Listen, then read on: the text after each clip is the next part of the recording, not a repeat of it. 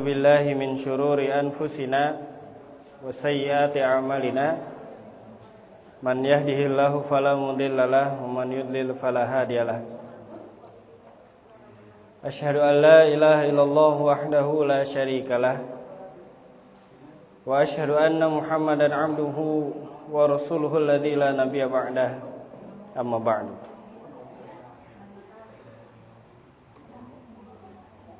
Bapak Ibu sekalian yang dirahmati oleh Allah Subhanahu wa taala. Alhamdulillah kita panjatkan puji dan syukur kehadirat Allah yang telah memberikan kita kesempatan untuk hadir menuntut ilmu, memperjelas ibadah, memperkuat akan ibadah yang benar dan yang tidak benar. Apalagi sekarang kita berada di bulan-bulan yang banyak keutamaan ternyata tidak sah keutamaan tersebut atau tidak sahih. Nah, maka hal ini menjadi sorotan bagi umat muslim, terutama 2 bulan yang sedang kita hadapi dan juga yang akan kita hadapi, yaitu bulan Sya'ban dan bulan Ramadan. Bapak Ibu sekalian, tema yang diangkat pada kajian rutin Selasa ketiga oleh Al-Ustaz Amin Muhtar kali ini adalah telaah hadis sahih dan dhaif terkait dengan Sya'ban dan Ramadan gitu ya. Supaya tidak banyak waktu terbuang lagi, supaya kita langsung masuk ke dalam inti kajian. Sebelumnya mari kita persiapkan pendengaran kita, hati kita, perhatian kita agar ilmu yang disampaikan sampai sempurna, sampai jelas, sampai terang benderang. Oleh karenanya, tidak lama lagi, karena Al-Ustaz mungkin sudah ada di hadapan kita semua, kepada Al-Ustaz kami persilahkan.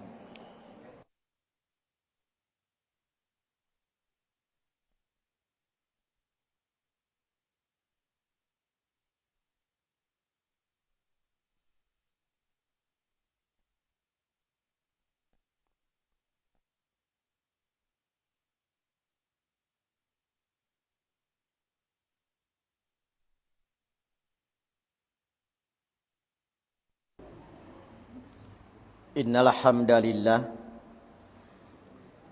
nahmaduhu wa nasta'inuhu wa nastaghfiruh wa na'udzu billahi min syururi anfusina wa min sayyiati a'malina may yahdihillahu fala mudhillalah wa may yudlil fala hadiyalah wa asyhadu an la ilaha illallah wahdahu la syarikalah wa asyhadu anna muhammadar rasulullah alladzi la nabiyya ba'dah amma ba'd. Faqalallahu ta'ala fil Qur'anil Karim, a'udzu billahi minasyaitonir rajim, inna iddatash syuhur indallah isna asyara syahra al-ayah, wa qala Rasulullah sallallahu alaihi wasallam, inna zamana qad istadara kahayatihi yauma khalaqallahu samawati wal ar al-hadis. Hadirin ikhwati iman, Bapak-bapak, ibu-ibu, serta para mujahid ilmu generasi baru, terkhusus Uda Deni dan para sesepuh beserta senior jamaiyah, Ustaz Soleh dan para ketua serta jajaran taskil, PC hingga PJ Persis dan otonom di Kecamatan Cangkuang, tak terkecuali Pak Opik dan para sesepuh beserta pimpinan jamaah dan Qayyimul Masjid Al-Kafah di Gading Tutuka 2 beserta para mudir dan asatid pesantren dan madrasah yang senantiasa mendapatkan dukungan setia dari para mubaligh dan mubalighah, para mujahid lembaga pendukung Baiklaz, Sigab, Surul Khan dan Brigade Persatuan Islam. Alhamdulillah atas kudrah, iradah serta inayah Allah Subhanahu wa taala, kita dapat kembali bersua dalam kajian berkala keluarga besar Persis Cangkuang melalui ikhtiar pimpinan jamaah Persis dan otonom Gading Tutuka II dan Qayyimul Masjid Al-Kafah memasuki bulan Sya'ban 1447 Hijriah, dan insyaallah bulan depan tak lama lagi Ramadan datang menjelang. Oleh karena itu Bapak Ibu, materi kajian merupakan edisi khusus jelang Ramadan sebagai bagian dari upaya telusur jejak petunjuk Zat Maha Ghafur dan pedoman Rasul Sallallahu Alaihi Wasallam di balik pengagungan Sya'ban dan Ramadan dengan cara memilah dan memilih antara hadis-hadis yang diyakini sebagai hadis sahih dan berusaha menghindarkan diri dari hadis-hadis dhaif bahkan maudhu atau palsu. Mari kita awali kajian ini dengan latar belakang penamaan. Mengapa bulan ke-8 dalam kalender Hijriah disebut Sya'ban? Sebagaimana dijelaskan sejumlah pakar bahasa dan sejarah bangsa Arab, dengan pertimbangan beragam yang kemudian dirangkum oleh Al-Hafidh Ibnu Hajar Al-Asqalani di dalam kitabnya Fathul Bari. Setelah menganalisa masing-masing pendapat, setelah beliau mengkaji masing-masing pertimbangan, maka menurut pandangan Al-Hafidh Ibnu Hajar, dari sekian pendapat yang menjelaskan latar belakang, dua di antara pendapat yang mendekati kebenaran menurut Al-Hafidh. Oleh karena itulah maka beliau menegaskan wasummiya Sya'bana. Mengapa bulan ini disebut Sya'ban? Yang pertama, latar belakangnya litasya'ubihim fi tolabul miyah. Karena kabilah Arab berpisah-pisah atau berpencar dalam mencari air. Itu yang pertama. Yang kedua, dapat juga dimaknai kabilah Arab berpencar dalam penyerangan dan penyerbuan, melakukan peperangan. Setelah sebelumnya di bulan Rajab mereka diharamkan perang. Jadi kalau bahasa orang Cangkuang mah Bu, bagi orang Arab jahiliyah Rajab off, Sya'ban on gitu. Diharamkan perang, maka masuk Sya'ban kembali halal bagi mereka. Maka kampung kosong dari kaum laki-laki. Karena kaum laki-laki pergi berperang setelah sebelumnya terhenti di bulan Rajab. Itulah kurang lebih Bapak Ibu kesimpulan yang ditegaskan oleh Al-Hafidh Ibnu Hajar berkenaan dengan makna dan latar belakang penamaan bulan ini dengan Sya'ban. Selanjutnya kita telaah hadis yang berhubungan dengan Rajab, Sya'ban, dan Ramadan dalam satu rangkaian narasi. Misalnya yang berkenaan dengan doa khusus yang saya istilahkan trimasketir, 3 bulan bergandeng. Misalnya Hadis yang bersumber dari Anas bin Malik.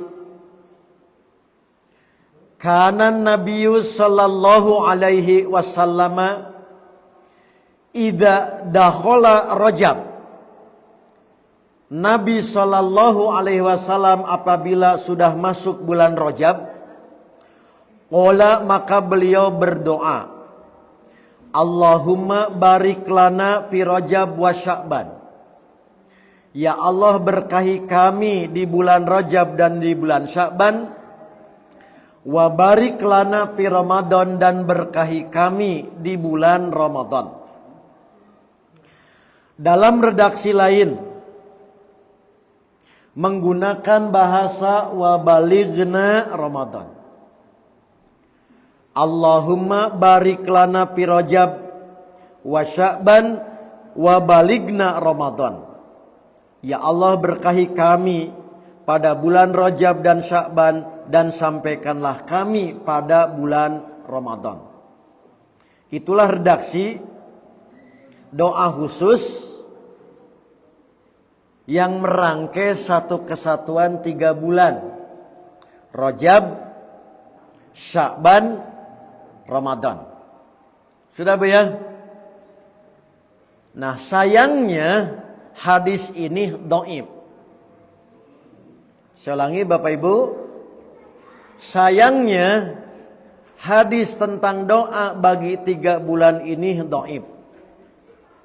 Salah seorang periwayat hadis ini antara lain Imam Al-Baihaqi memberikan alasan kenapa hadis ini dhaif. Gampilna cek orang gading tutuka, Nabi teu pernah gitu ari dhaif teh Bu. Paling tidak diragukan bersumber dari Nabi ayana doa ieu teh gitu. Nah, maka beliau menyebutkan sumber masalah kenapa hadis ini diyakini bukan bersumber dari Nabi. Karena salah seorang pewarta hadisnya yang disebut rawi bernama Zaidah bin Abu Ruqad, yang menerima dari rawi Ziyad An-Numairi, menurut Imam Al-Bukhari dia munkarul hadis. Seorang rawi Bapak Ibu, kalau disebut munkarul hadis oleh Imam Bukhari, maka dhaifun nakirun, dhaif nakeranan. Dhaifna banget, sangat dhaif.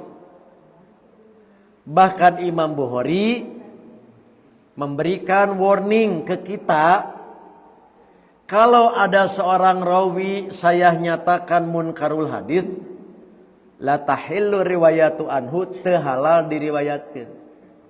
Begitu parahnya. Nah, jadi inilah Bapak Ibu, berdasarkan hasil telaah para ahli hadis, maka tidak berlebihan sekiranya disimpulkan bahwa hadis yang berkaitan dengan doa khusus bulan Rajab, tamanki, bulan Rajab, bulan Sya'ban, bulan Ramadan, kedudukannya dhaif dan tidak dapat dijadikan hujah untuk pengamalan bahwa menyambut Rajab tidak ada syariat doa khusus. Menyambut bulan Sya'ban tidak ada syariat doa khusus.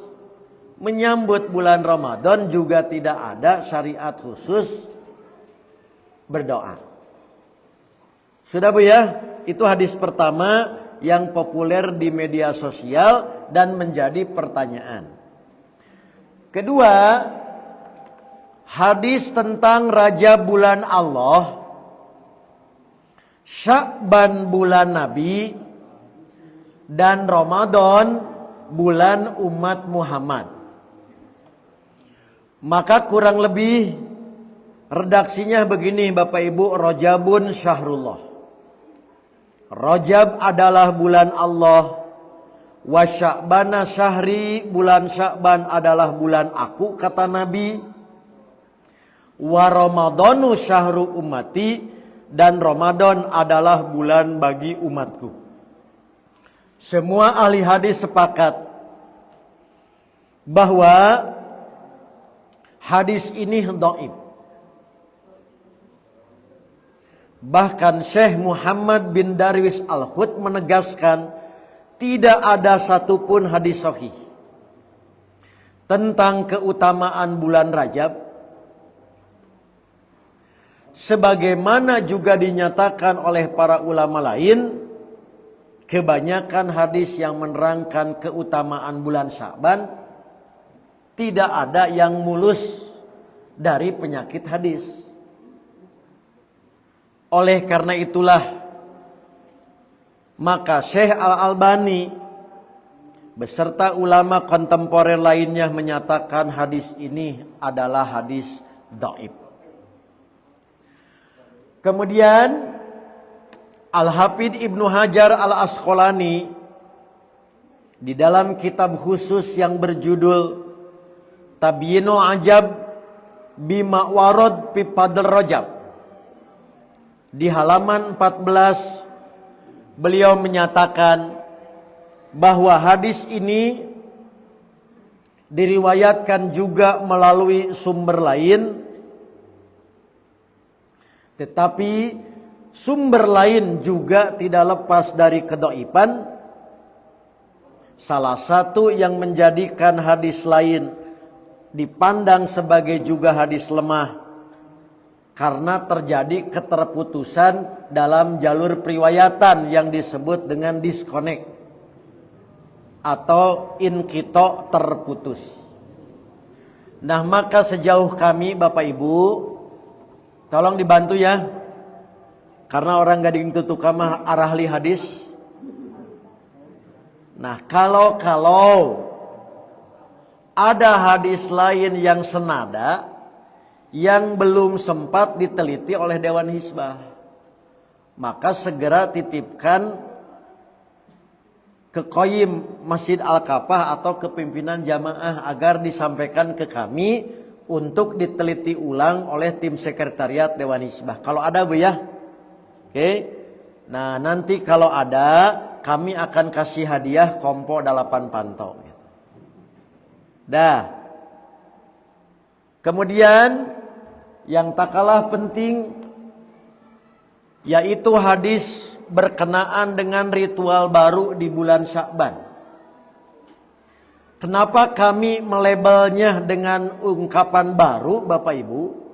Karena begini, ini terutama bagi generasi baru nih. Gini Bu,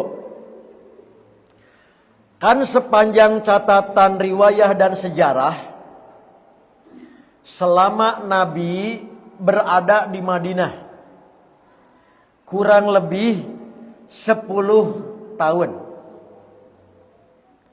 Berarti Nabi bertemu dengan bulan Rajab, Nabi bertemu dengan bulan Sya'ban, Nabi bertemu dengan bulan Ramadan paling tidak 9 kali Bapak Ibu.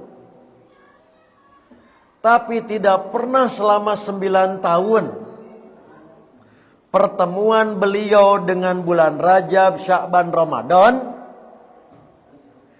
ada ritual yang di kemudian hari muncul di sebagian umat Islam. Yang paling populer nisfu Sya'ban. Maka hasil penelitian kami Bapak Ibu,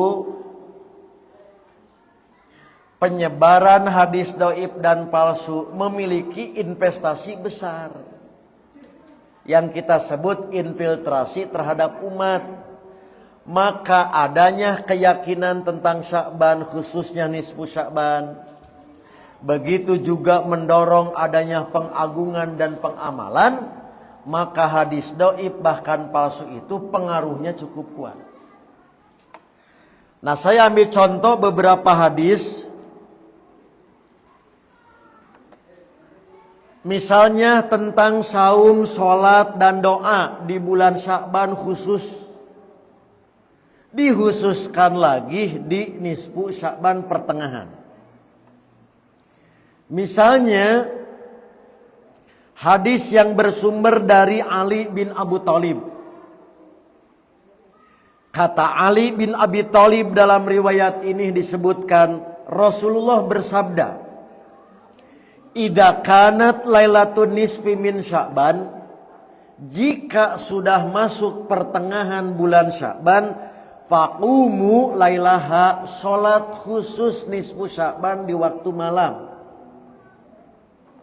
Wasumu naharoha, di siang harinya saum nisfu Sya'ban. Gitu Bapak Ibu. Saya ulangi. Jadi jika sudah masuk nisfu Sya'ban, malam harinya sholat khusus nisfu Sya'ban, siang harinya khusus saum nisfu Sya'ban. Sayang seribu sayang Bapak Ibu, hadis ini juga dhaif. Setelah para ulama melakukan penelitian, cross check, silang rujuk, adakah sumber periwayatan ini paling tidak yang menguatkan? Maka Dewan Hizbah merujuk kepada penelitian para ahli hadis, sepakat menyatakan tunggal hadisnya tidak memiliki penguat, tidak ada teman. Nah, maka tidak ada teman membuka peluang kedaifannya itu semakin besar. Ketika hiji nya dhaif keur mah hiji gitu. Nah, misalnya Bapak Ibu, penelitian dari para ulama seperti yang dilakukan oleh Imam Ahmad dan Imam Yahya bin Ma'in sebelum Ibnu Majah meriwayatkan hadis ini, paling tidak sinyalemen hadis ini bermasalah sudah ada di zaman masa Imam Ahmad. Sebab salah satu yang menjadi kunci kenapa saum nisfu Sya'ban, sholat nisfu Sya'ban dipandang tidak berdasarkan petunjuk syariat karena dalilnya dhaif. Yaitu menjadi poros periwayatan hadis ini adalah rawi Abu Bakar bin Abdullah bin Muhammad bin Abu Syabrah bin Abu Ruham. Maka kata Imam Ahmad dan Imam Yahya bin Ma'in, keduanya guru Imam Bukhari, maka ia suka memalsukan hadis. Berdasarkan penjelasan para ulama ini Bu, diduga kuat atau kuat dugaan hadis ini bersumber dari yang bersangkutan, dicantolkan atas nama Nabi gitu. Begitu Bu ya. Jadi hadis yang menerangkan ada saum khusus bulan Sya'ban, wabil khusus saum di nisfu Sya'ban dan sholat nisfu Sya'ban, hadisnya dhaif. Begitu juga adanya anjuran berdoa khusus pada malam nisfu Sya'ban. Tampaknya juga terpengaruhi oleh hadis-hadis dhaif, bahkan cenderung palsu. Misalnya hadis dengan redaksi idza kana lailatun nisfi min Sya'ban, apabila telah tiba malam pertengahan bulan Sya'ban, maka Allah menyeru, barang siapa meminta ampun kepadaku, niscaya aku akan ampuni dia. Barang siapa memohon sesuatu kepadaku, niscaya aku penuhi permintaannya. Pokoknya gitu Bu, setiap muslim minta apapun, berdoa apapun dalam nisfu Sya'ban pasti diijabah. Kecuali 2 orang. 1 orang musyrik, yang kedua wanita tukang zina. Maka dari hadis ini sebagian orang meyakini malam nisfu Sya'ban tuh malam ijabah doa. Termasuk saatul ijabah doa. Tapi lagi-lagi sayang 1000 sayang, hadis ini juga dhaif.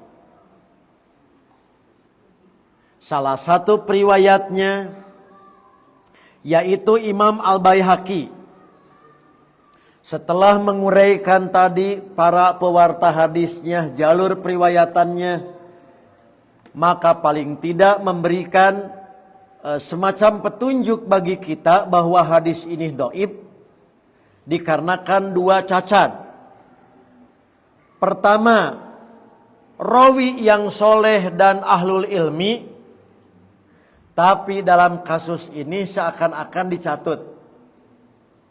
Karena antara Hasan Al-Bisri dengan rawi yang lain tidak bisa dipastikan terconnecting, tidak nyambung. Berarti putus. Begitu juga penyebab cacat yang lain yaitu kedhaifan seorang rawi bernama Jami' bin Shabih Ar-Ramli. Itu hadis yang pertama, malam nisfu Sya'ban saatul ijabah. Yang kedua, diriwayatkan oleh Imam Ibnu Asakir, salah satu kitabnya yang populer Bapak Ibu, Ibnu Asakir itu kitab Tarihu Madinati Dimasko.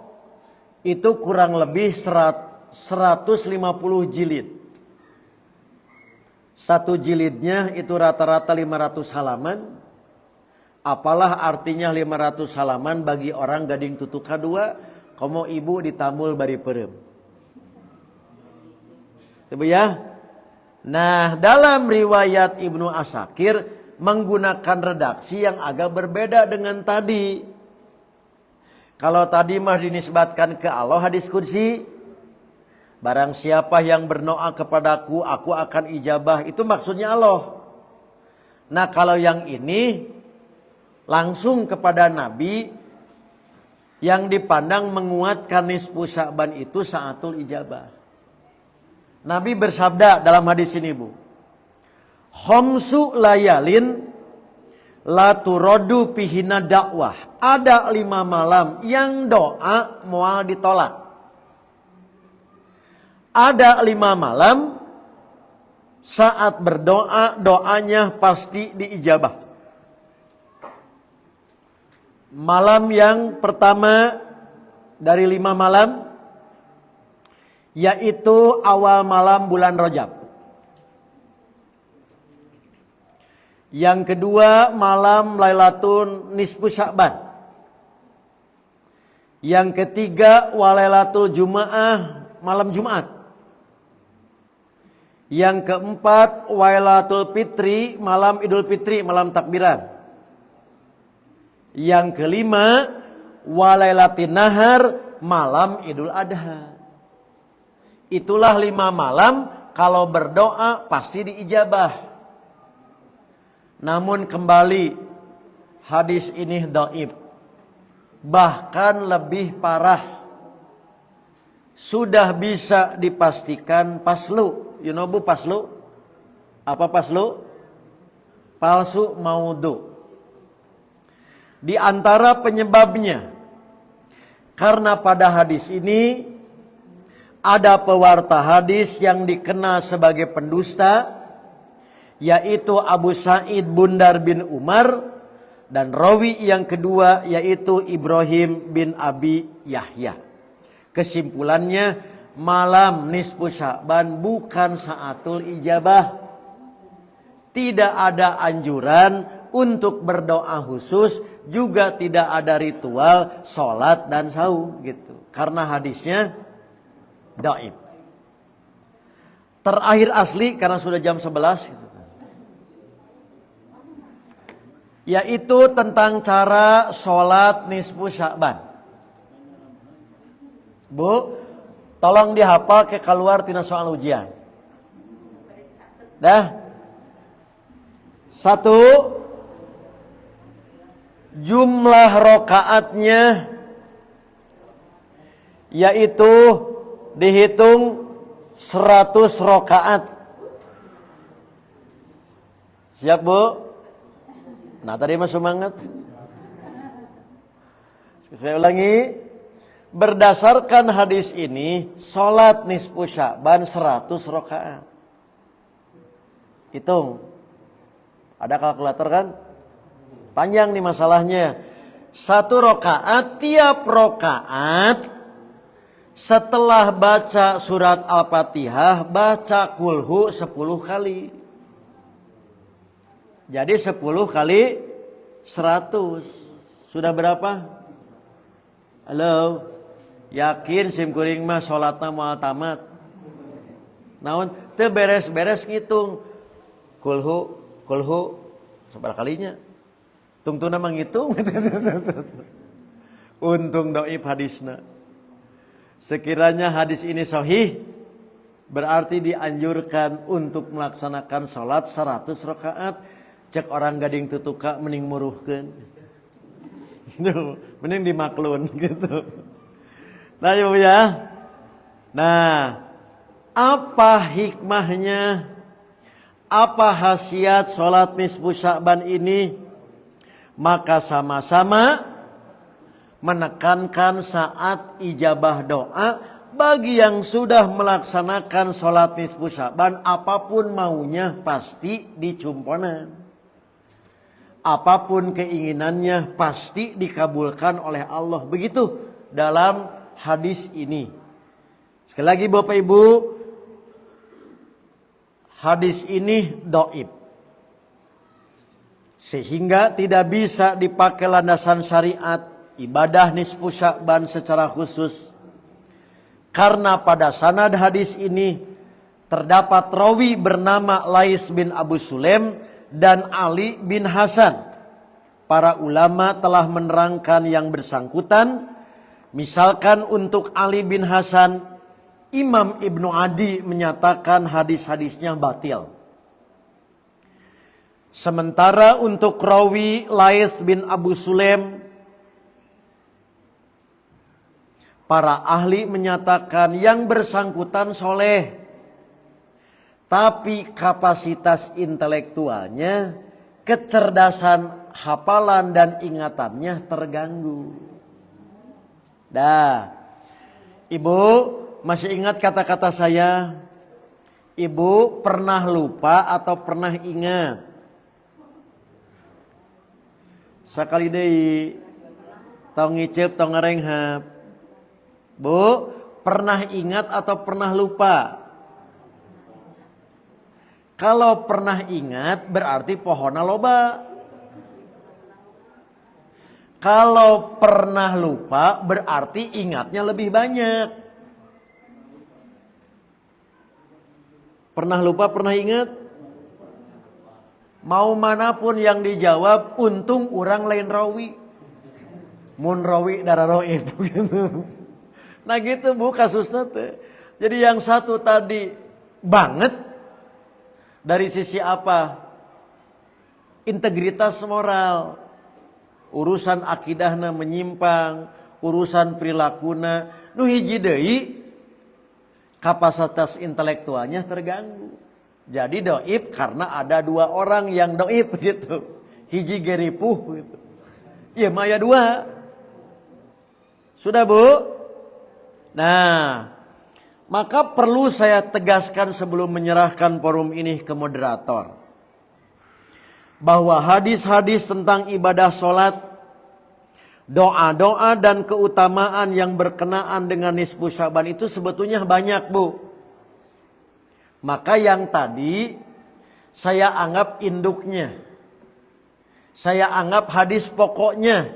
Maka hadis-hadis yang lain sekiranya nanti Bapak Ibu membaca ada hadis yang tidak saya hadirkan, bukan berarti ada hadis baru. Tapi pada dasarnya hadis pelengkap saja. Tapi mau yang manapun hasil penelitian kami, maka semua hadis tersebut dhaif, bahkan cenderung palsu. Oleh karena itu Ibu, sebelum Persis Cangkuang berdiri, maka para ulama telah mengingatkan jauh-jauh hari. Misalnya Al-Imam Sirajuddin Ibnu Mulaqin Asy-Syafi'i mengatakan tidak ada hadis sahih yang menerangkan tentang penghususan sholat pada malam nisfu Sya'ban. Itu sebelum lahir Persis. Sudah mengingatkan. Ngarah salamet. 2. Juga ditegaskan oleh Imam An-Nawawi Asy-Syafi'i, sholat pada pertengahan bulan Rajab dan Sya'ban itu bid'ah. Yang demikian tercela.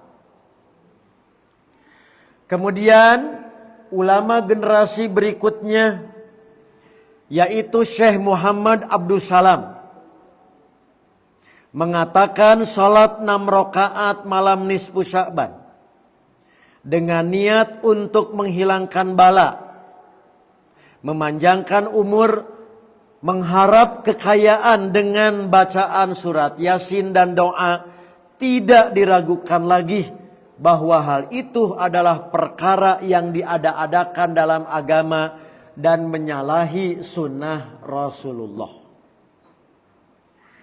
Bapak Ibu, karena lapar jua yang memisahkan kita, nah maka saya serahkan forum ini kembali ke moderator dengan membacakan satu kesimpulan akhir.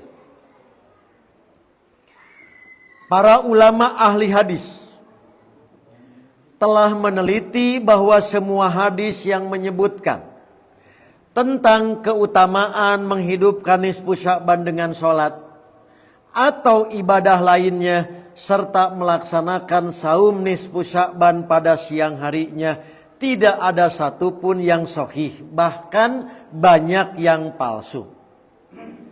Karena demikian adanya, tentu saja tidak dapat dijadikan pegangan untuk beramal, baik sepanjang bulan Sya'ban mengkhususkan,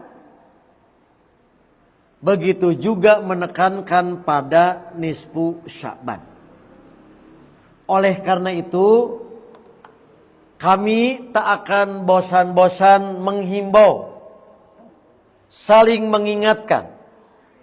Mari kita gapai kemuliaan Sya'ban, kemuliaan Ramadan, kemuliaan bulan Rajab dan bulan-bulan lain dalam kalender Hijriah sesuai dengan petunjuk yang semestinya, dan kita tidak melalaikan dengan cara menjalankan ragam ibadah kepada Allah yang sudah pasti tidak sahih, kita tinggalkan. Yang sudah dipastikan sahih, mari kita amalkan. Terutama bagi bapak ibu yang masih punya hutang saum. Sorry bro, gini bu, lihat. Jadi hutang saum yang disebut wajib qadha tidak hangus gara-gara ganti tahun. Maka bapak yang masih punya hutang 10 tahun yang lalu, can kabayar-bayar. Ibu 5 tahun, apakah ada dispensasi? Sorry bro, tidak ada. Maka bulan Sya'ban digunakan oleh para sahabat, terutama kaum wanita, untuk qadha. Di antara yang memanfaatkan ngagentosan batal saum nate Aisyah. Maka Aisyah jelang 1 tahun baru digantian saumna qadha gitu bu.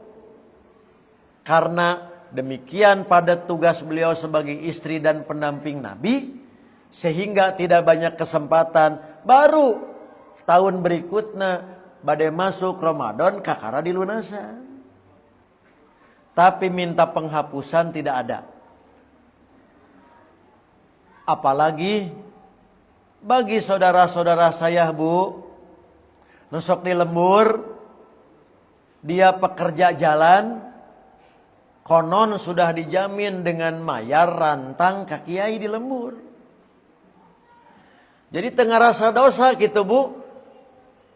Bulan Ramadan teh bari ngagali tanah teh di jalan teh kitu we cecelebekan. Tengah rasa dosa da atos dibayar di lembur. Dibayarna kurantang. Nah, jadi jangan berharap ibu 5 tahun masih punya hutang. Ngalobi ka Pak Opik.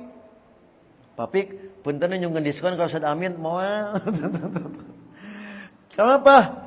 Karena ini ibadah badaniyah tidak boleh dikonversi oleh harta benda. Berapapun harta bendanya tidak akan memadai. Sebab syariatnya harus dilaksanakan, bukan dibayar malia. Nah, itulah Bapak Ibu yang dapat disampaikan. Sekali lagi, mudah-mudahan kita diberikan kekuatan, diberikan kesehatan, dilancarkan rizkinya. Begitu juga diberi kekuatan untuk menunaikan sekiranya kita masih punya hutang. Maka saat kita dipertemukan dengan bulan Ramadan, insya Allah kita sudah terbebas dari hutang dan melaksanakan ibadah dengan khusyuk. Karena kita disehatkan, dikuatkan oleh Allah Subhanahu wa ta'ala. Nah, akhirnya Bapak Ibu, saya serahkan dulu ke moderator. Terserah Aden mau dibuka berapapun jumlah tanya jawab. Karena boleh jadi ini pertemuan terakhir. Walaupun bulan depan belum masuk Ramadan, tapi kita maksimalkan di pertemuan sekarang karena Aden siap untuk menjawab. Aqulu qouli hadza wa astaghfirullah li wa lakum. Izin ke toilet.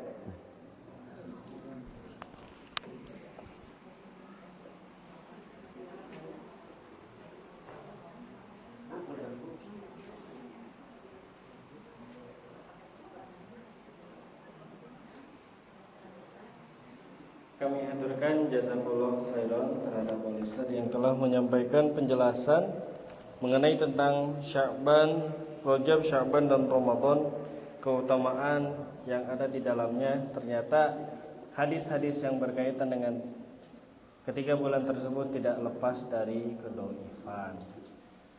Bapak Ibu sekalian, dari penjelasan yang telah dijelaskan oleh Al Ustaz, tidak menutup adanya kemungkinan untuk ada celah pertanyaan atau mungkin yang belum dipahami secara menyeluruh terkait dengan hadis-hadis tersebut, atau mungkin ada pertanyaan lain yang mendesak untuk ditanyakan, maka kami membuka kesempatan tanya jawab pada saat kali ini.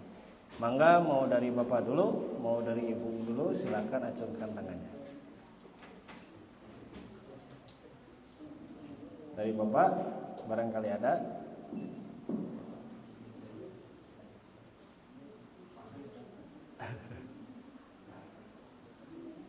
Silakan.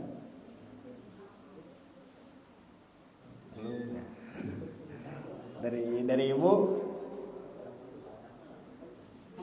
tidak ada, sudah jelas semuanya terkait dengan.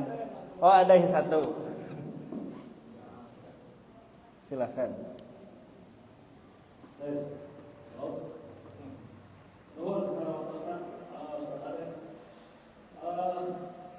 Ada satu mungkin pertanyaan ataupun satu bahan diskusi lah ya, berkaitan dengan amalan di bulan Saban khususnya ini.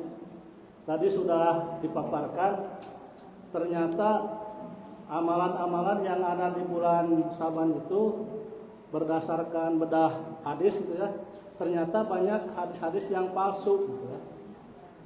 Berarti hadis-hadis yang palsu ini ada yang menyampaikannya kan, dari dulu sampai sekarang itu ada yang menyampaikannya gitu ya. Ilmu itu kalau baik gitu ya disampaikan lalu banyak yang mengamalkan, itu akan mengalir pahalanya kepada yang punya ilmu itu meskipun sudah meninggal gitu ya orangnya. atau ulamanya sudah tidak ada, tapi ilmunya karena benar ya, banyak yang mengamalkan sampai saat ini, pahalanya mengalir gitu ya. Nah sekarang untuk hadis-hadis yang palsu kan, sampai saat ini kalau kita melihat realita di luar jamaah kita, mungkin kadangkala lebih banyak orang yang mengamalkannya meskipun hadis ini palsu gitu ya. Nah itu bagaimana? Apakah yang mengalir itu bukan pahala tapi dosanya gimana? Ya. Tolong sama Pak Ustadz Amin ya bisa bagaimana konsekuensinya gitu ya terhadap yang menyampaikan hadis palsu ini. Ya. Itu barangkali yang saya tanyakan. Terima kasih atas waktunya. Assalamualaikum warahmatullahi wabarakatuh. Nun.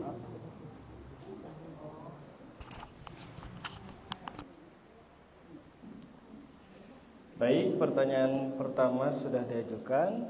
Barangkali ada pertanyaan kedua dari Bapak Ibu sekalian. Oh, dari Pak Dedi.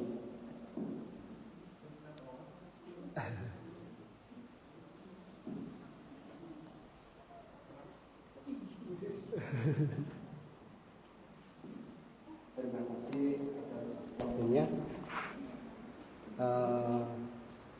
Akan menanyakan mengenai amalan apa yang paling masyhur didukung oleh hadis sahih untuk dilakukan di bulan Sya'ban gitu. Jadi apakah ada amalan yang sesuai dengan hadis sahih yang dilakukan di bulan Sya'ban gitu. Kira-kira seperti itu Pak Ustaz pertanyaan. Terima kasih. Pertanyaan dua sudah, silakan. Pertanyaan tiga, Bapak Ibu barangkali ada, atau mungkin pertanyaan mendesak lainnya, silakan.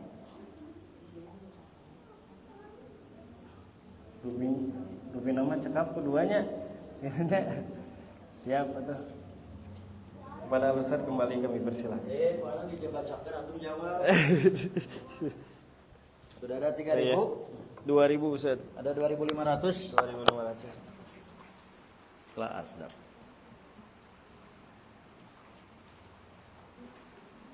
Ya, sambil saya catat satu, saya jawab ya.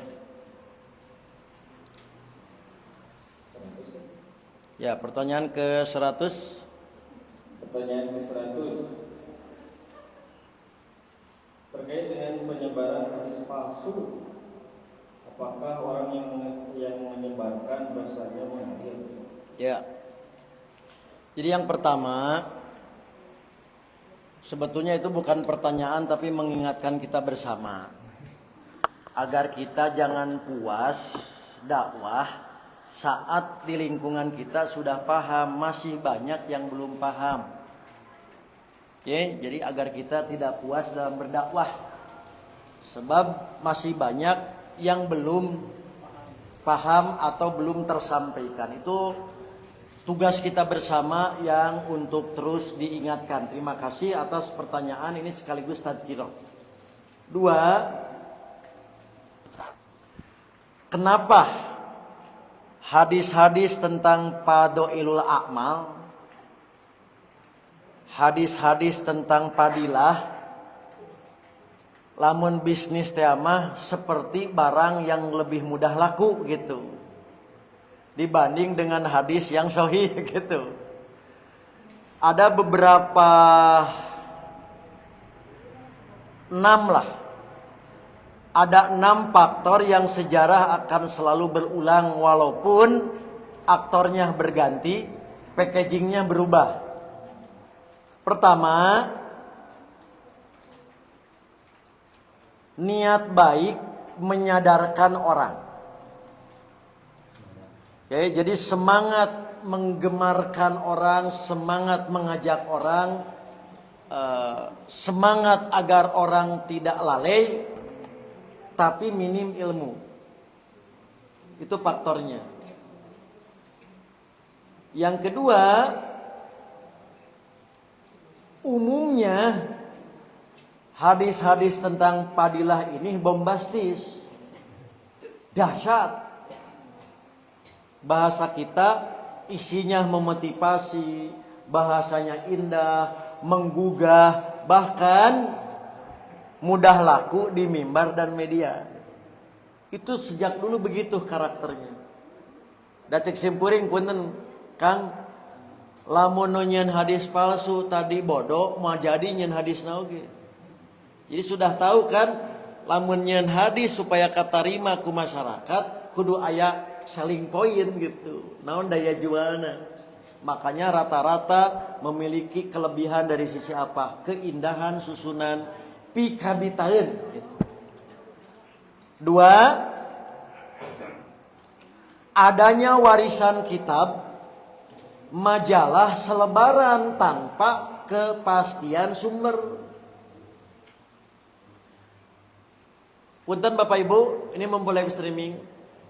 Sebagian materi ceramah turun-temurun dari buku ringkas, kumpulan hikmah atau catatan pengajian lama, ti nenek, ti aki, tanpa ada penjelasan di situ. Iya hadis nasaha ti mana sahih dhaif.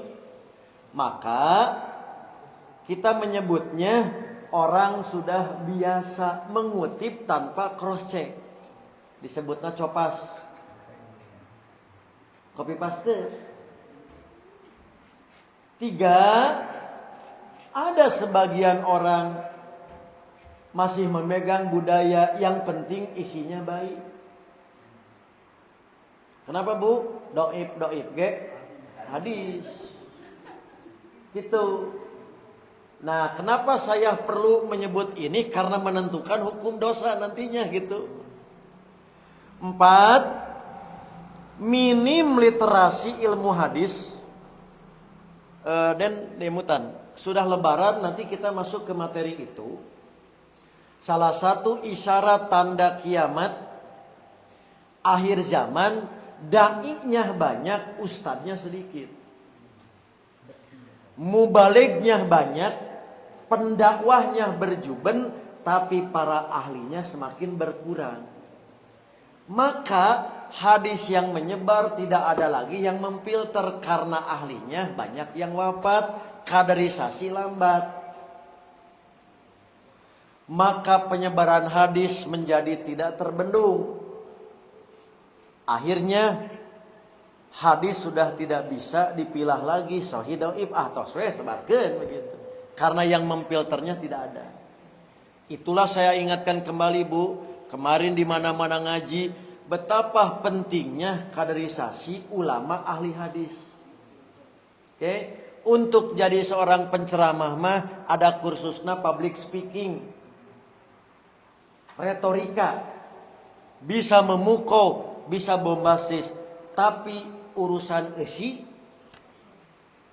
tidak bisa kecuali harus ahli yang cek bahasa nama sep tahu sep koki layak atau tidak disajikan. Itu kekurangan. Kemudian yang kelima, nah di zaman Nabi mah mungkin belum ada, zaman sahabat belum ada, mungkin era kekinian. Apa Bu?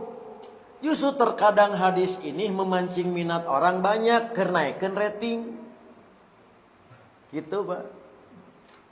Saudara Bapak kieu, barang siapa yang sholat khusyuk pasti mendapatkan kasih sayang Allah. Naon? Daya sentuhna. Da umum gitu itu. Tapi barang siapa yang sholat 12 rakaat tidak putus-putus bacaan ayatnya, maka masuk surga tanpa hisab. Tak gitu Pak, naikkan rating kan. Yang terakhir, ini jalan pintas, kesalahpahaman tentang boleh pakai hadis dhaif. Padahal saat ulama menganjurkan boleh dipakai hadis dhaif, syaratnya ketat, nah syaratnya diabaikan. Oleh karena itulah dari berbagai kategori tidak semua hukumnya sama bagi yang menyebarkan dan mengamalkan, tergantung di mana posisi dia. Contoh. Seseorang sudah tahu palsu karena sudah mendapatkan informasi dan dirinya sudah tidak bisa membantah. Tapi dia tetap menyampaikan, bisa dikategorikan dia berdosa besar. Kenapa Bapak Ibu? Sebab dia sudah melanggar salah satu larangan Nabi. Man kadzaba alayya muta'ammidan, barang siapa yang berdusta atas namaku, falyatabawa maq'adahu minan nar. Bagi pemalsu hadis, penyebar, produsen sampai pengecernya termasuk berdosa besar karena menyatakan sesuatu bidang agama kepada Nabi. Jadi kategorinya tidak sama, tergantung peran dia di mana saat menyebarkan hadis dhaif. Tahu, tidak bisa membantah, dosa besar. Yang kedua, tanggung jawab ilmiah dan amanah terutama di mimbar. Sekiranya kita belum tahu itu palsu, pada saat menemukan di luar Bukhari Muslim, gitu kan Pak? Di luar tadi Kutubus Sittah, paling tidak dipastikan dari Nabi ada riwayat. Tidak langsung menyebut Nabi bersabda, nah itu yang disebut dengan tanggung jawab ilmiah dan amanah. Oleh karena itu, maka bagi yang bersangkutan tidak sampai kepada dosa besar sekiranya dia telah menyampaikan hati-hati lalu salah gitu. Disebutnya khotiah. Nah sekali lagi terima kasih pertanyaan ini yang sebetulnya bukan pertanyaan tapi mengingatkan. Tugas kita ternyata masih luas untuk lebih menyebarkan, maka live streaming, kajian di media pakai YouTube mudah-mudahan membantu dan terus memperkaya orang memahami kedudukan hadis dan akidah serta ibadah yang berdasar hadis palsu, bagaimana konsekuensinya. Terima kasih Kang. Pertanyaan ke-200. Kalau tadi menyebutkan hadis-hadis yang dhaif, apakah ada hadis yang sahih? Oh iya, betul. Terima kasih. Ini mengingatkan sebaliknya. Yang tadi mengingatkan banyak yang menyebar hadis dhaifnya, sekarang ada tidak hadis yang asli gitu. Gini Bu. Jadi ibadah khusus bulan Sya'ban, salat khusus Sya'ban, saum khusus Sya'ban, doa khusus Sya'ban tidak ada. Selain hadis yang dhaif gitu Kang. Oke, saya ulangi. Ibadah saum khusus bulan Sya'ban, salat khusus bulan Sya'ban, berdoa khusus tidak ada yang sahih. Oke? Karena tidak ada yang sahih secara khusus, harus bagaimana memuliakan Sya'ban. Nah, ada hadis sahih sebagai petunjuk. Nah, hadis riwayat Imam Muslim, riwayat Imam An-Nasai, riwayat Imam Ahmad menggambarkan kepada kita terutama lebih menggemarkan saum sunat. Bukan saum khusus Sya'ban, tapi saum-saum yang biasa dilaksanakan di luar Sya'ban, saat masuk Sya'ban digemarkan. Maka itulah yang dinyatakan oleh Aisyah. Nabi, Bu, Pak, kalau Nabi saum sunat, seakan-akan Nabi mah tidak pernah meninggalkan. Sebaliknya kalau Nabi tidak saum, seakan-akan Nabi mah tara pernah saum. Mata lamun aya orang gading tutuka rajin saum Senin Kamisna melampaui Nabi. Nabi mah lamun teu teh siga tara. Tapi kalau masuk Sya'ban, hampir semua saum sunat tidak ada yang terlewatkan. Oke, saya ambil contoh. Sekiranya bulan Sya'ban itu 30 hari, oke, kita pakai untuk Senin Kamis, berarti 8. Nah Bu ya, saya ulangi, 30 hari, 8 harinya diambil untuk Senin Kamis. Sisanya saum Daud. Selang sekar. Berarti 30 dikurangi 8 berapa? Berapa? 22. 22 dibagi 2. Karena selang sekar. Seberapa? 11. Ayamul bid. Tanggal 13, 14, 15. Sisanya berapa? Nah, jadi hanya 1 minggu yang kosong dari saum. Padahal di bulan-bulan yang lain kadang-kadang sabulan teu Nabi mah teu saum gitu. Jadi yang dimaksud dengan tadi harus bagaimana gemarkan ibadah sunat yang sudah biasa lebih ditingkatkan saat masuk bulan Sya'ban. Sahabat kaget kan? Maka nanya kepada Nabi. Salah satu yang bertanya yaitu Usamah bin Zaid. Gini pertanyaannya, Pak. Wahai Rasulullah, saya tidak pernah melihat Anda saum mayoritas dalam 1 bulan selain bulan Sya'ban. Apa gerangan hikmahnya mencek orang gading tutupan? Maka Nabi memberikan gambaran hikmah. Kenapa Sya'ban lebih digemarkan? Karena Sya'ban banyak dilalaikan. Sebab orang perhatiannya ke bulanan Bu Ramadan. Padahal moal aya Ramadan lamun teu. Jadi Sya'ban mah siga tempat ngaliwat wungkul. Jadi diudag tujuan teh Ramadan. Maka kata Nabi, pasti kebanyakan orang itu terlupakan. Ibu, halo. Ibu pernah belanja kanggo naon bulan Sya'ban? Tara, ibu kanggo naon belanja? Buka Ramadan. Takjil. Duh, ibu meni rimbil gitu. Tahu rimbil? Oh, kanggo naon Bu? Takjil sasi Sya'ban. Tara. Nah, kata Nabi, maka Sya'ban ini karena digemarkan amal, hubungan kepada Allah setor malaikat itu semakin sering. Maka saya harap pada saat saya mati, saat saya disetorkan amal, saya sedang saum. Nah, orang lain salah paham menyebutnya Sya'ban setor amal tahunan. Lamun can disetor kamarana tuh. Emangnya dikemkem. Padahal maksudnya bukan 1 tahun ditahan disetor Sya'ban, bukan. Tapi lebih banyak penyetorannya. Kan harian mah subuh, asar kan. Nah, kalau di Sya'ban itu tidak mengenal yang namanya 2 shift gitu. Begitu seringnya penyetoran karena terbukanya fadilah untuk beramal. Maka saya ingin saat terjadi penyetoran beribadah. Tapi teu aya Bu di Gading mah lah tenang weh pan setorna ke 2 kali.